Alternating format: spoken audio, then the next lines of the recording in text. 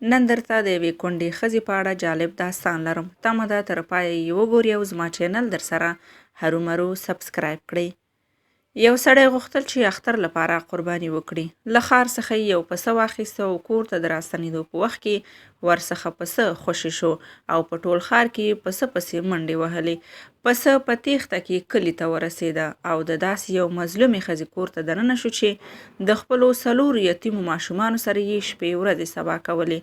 دا کونډه ښځه به هره ورځ په دروازه کې د دې په انتظار ودرېده چې ګواکې کوم څوک به یتیمو ماشومانو ته یو مړۍ ډوډۍ راوړي.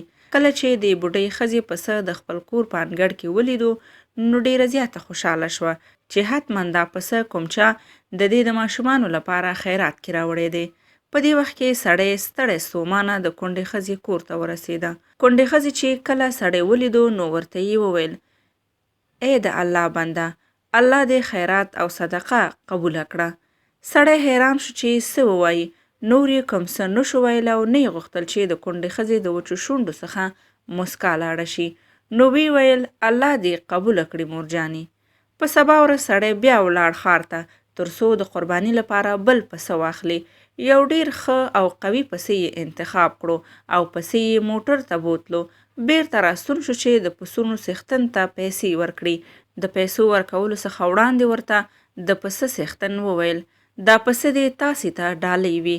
سږکال زما پسونو ډېر بچي کړي وو او ما دا نیت کړی و چې هر څوک چې نن ورځ لومړی له ما څخه پسه اخلي نو زه به یې ورته وړیا ورکوم. نو درنو لیدونکو، صدقه، خیر او خیرات ورکول د هرې بلا او مصیبت راتلو څخه مخنیوی کوي.